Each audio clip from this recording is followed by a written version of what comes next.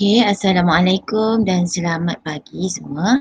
Jadi hari ini kita akan sambung pelajaran kita bab 1 tingkatan 2.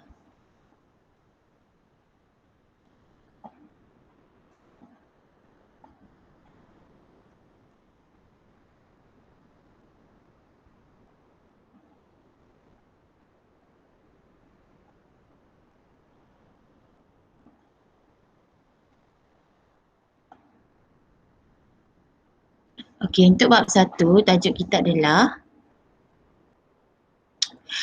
Kerajaan Alam Melayu.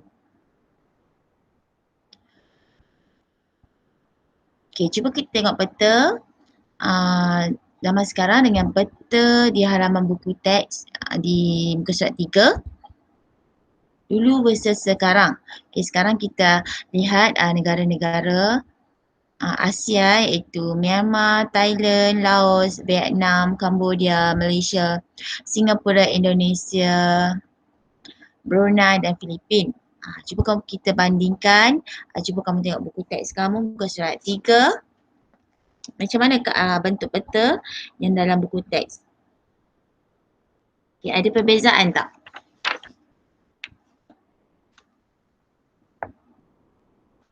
Okey. Boleh nampak? Muka surat 3. Kita ada peta menunjukkan kerajaan-kerajaan alam Melayu yang masyhur. Kita ada Angkor, Champa, Funan, Kedah Tua, Gangga Negara, Sriwijaya dan Majapahit. Jadi berbeza dengan peta yang kita lihat sekarang.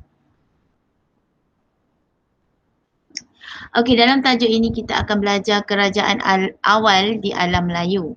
Jadi kita ada kerajaan Funan yang terbentuk pada abad pertama hingga abad ke-6. Kita ada kerajaan Champa yang terbentuk sekitar abad ke-2 hingga abad ke-15. Kerajaan Sriwijaya abad 7 hingga ke-11. Kerajaan Angkor abad 9 hingga 16. Kerajaan Majapahit abad 13 hingga abad ke-15. Kerajaan Kedah Tua bermula dari abad ke-5 hingga ke abad ke-11 dan juga kerajaan Gangga Negara. Okey, subtopik 1.1 konsep alam Melayu. Okey, untuk tajuk ini kita akan bahagikan kepada 3 bahagian iaitu dari segi geografi, dari segi bahasa dan juga dari segi budaya. Okey, dari segi geografi, alam Melayu meliputi kawasan Madagaskar ke Tanah Melayu, Papua New Guinea, Australia, New Zealand, Kepulauan Pasifik sehingga ke Taiwan. Ini telah ditafsirkan oleh Profesor Emeritus Datuk Nik Hassan Suhaimi, Nik Abdul Rahman iaitu ahli arkeologi. Okay, alam Melayu merupakan suatu lingkungan geografi yang luas meliputi Kepulauan Melayu hingga ke selatan Thailand. Ini pula ditakrifkan oleh Abdul Hadi Haji Hassan, seorang ahli akademik. Okey, untuk geografi kamu boleh lihat buku teks muka surat 4 dan juga muka surat 5. Okey, dunia Melayu meliputi selatan Vietnam, Kemboja, selatan Myanmar, segenting Kedah, Malaysia, Indonesia, Brunei dan Filipina. Ini pula ditakrifkan oleh Profesor Emeritus Tan Sri Datuk Pendeta Ismail Hussein, seorang ahli bahasa dan juga kebudayaan. Okay, kamu boleh tengok dalam buku teks, itu peta yang menunjukkan kawasan alam Melayu.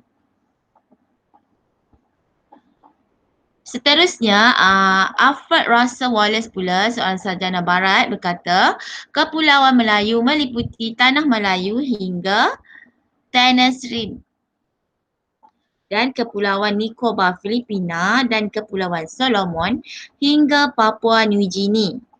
Buku dia adalah The Annotated Malay Archipelago. Buku ini ditulis oleh Alfred Russel Wallace, sarjana barat.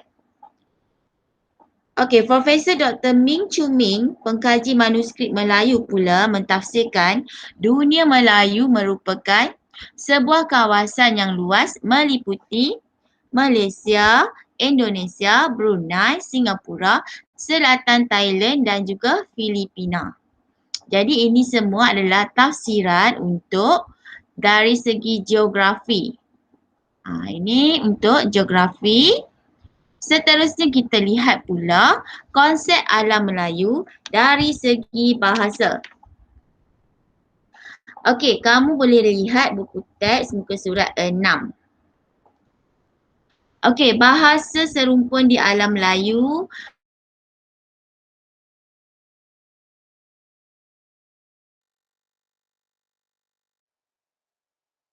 Bila membuat perbandingan bahasa-bahasa serumpun ini, terdapat pertalian kekeluargaan bahasa-bahasa ini dengan bahasa Melayu. Profesor Emeritus Datuk Dr. Asmah Haji Omar, tokoh bahasa. Okey, bahasa Melayu digunakan secara meluas di alam Melayu sejak awal Masihi lagi. Sifat orang Melayu yang gemar berlayar mengembangkan lagi bahasa Melayu ke alam Melayu. Sifat bahasa Melayu yang sederhana dan mudah dipelajari membolehkan ia diterima di alam Melayu. Ini adalah ditafsirkan oleh Sultan Takdir Ali Jahbana, seorang tokoh bahasa.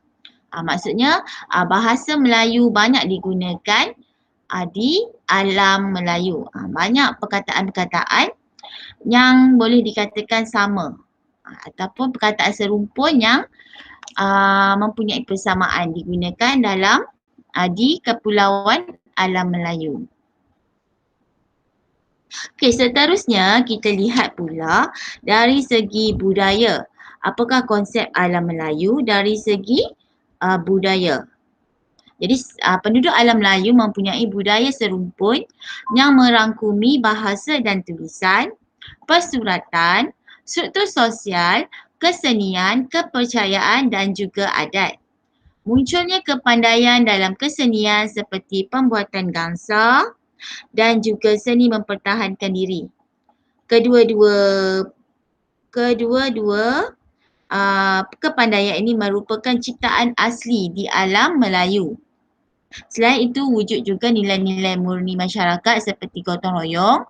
Manakala bagi aspek seni persembahan pula muncul wayang kulit di Kelantan dan juga Pulau Jawa. Dato' Abdul Aziz Deraman, seorang budayawan. Maksudnya dari segi budaya juga Kepulauan Alam Melayu ini juga mempunyai persamaan dari segi kesenian. Contohnya pembuatan gangsa dan juga seni mempertahankan diri. Okey, contoh kita lihat seni silat.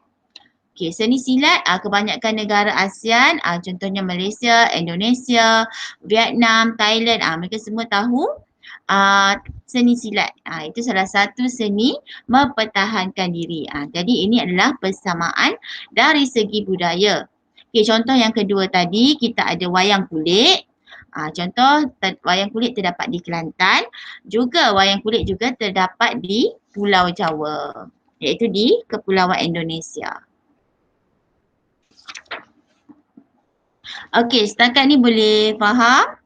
Jadi untuk konsep alam Melayu, kita perlu tahu dari segi geografi, bahasa dan juga budaya. Jadi dia ada 3 bahagian yang kamu perlu tahu dia punya definisi dan juga maksud-maksud dia.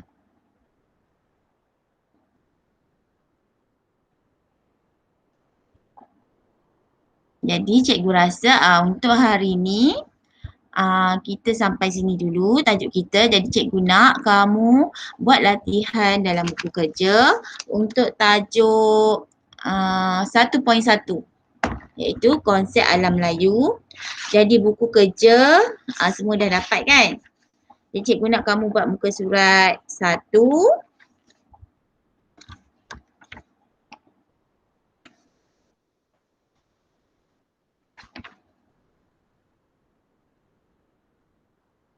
Okey, muka surat 5.